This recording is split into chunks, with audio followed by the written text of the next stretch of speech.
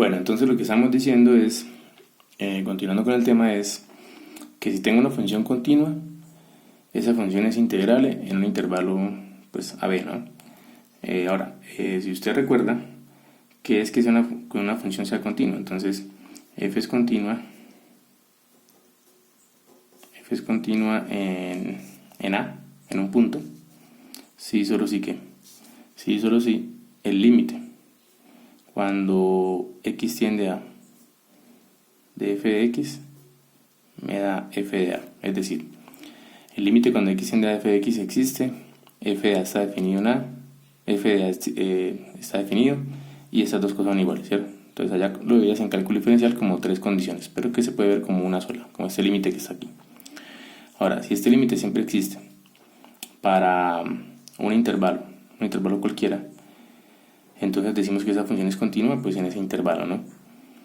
Ahora, si esta función llega a cumplir con esta condición que está acá, entonces ese límite que estamos hablando anteriormente siempre va a existir.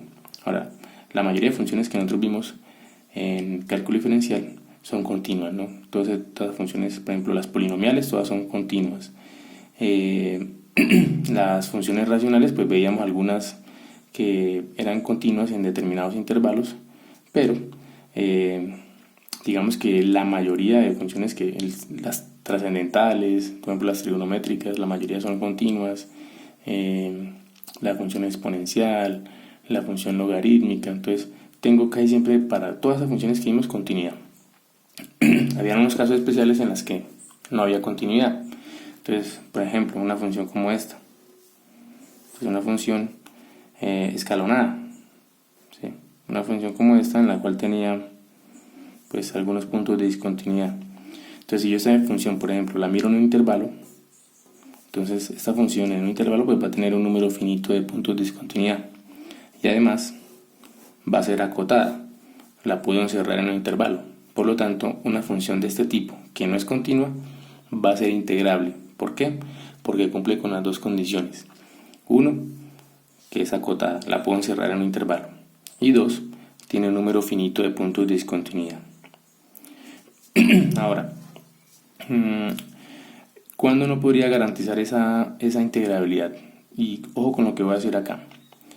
Puede que yo tenga, ¿sí?, una función que sea acotada, ¿sí?, la puedo encerrar en un intervalo, pero que tenga un número, digamos, que no sea infinito, que no sea finito de puntos de discontinuidad. Entonces, en ese caso, ¿cierto?, que cumple la condición de que es acotada, pero no cumple la otra, puede que, y ojo con esto, puede que la función no sea integrable, ¿sí? Puede que. ¿Por qué? Porque puede pasar, ojo, puede pasar que a pesar de que no cumple una de las dos condiciones, la función sea integrable, ¿sí? En ese sentido, la suficiencia. Es decir, si se cumplen las dos condiciones, como en este caso, ya la función es integrable. Pero puede pasar que no se cumpla alguna de las dos y aún así la función sea integrable. Por eso dijimos que eran condiciones suficientes, no necesarias. Ahora, también puede pasar que la función que yo tenga no sea acotada, ¿sí? No sea acotada, es decir, no la puedo encerrar, pero la función tiene, no sé, digamos algo como esto.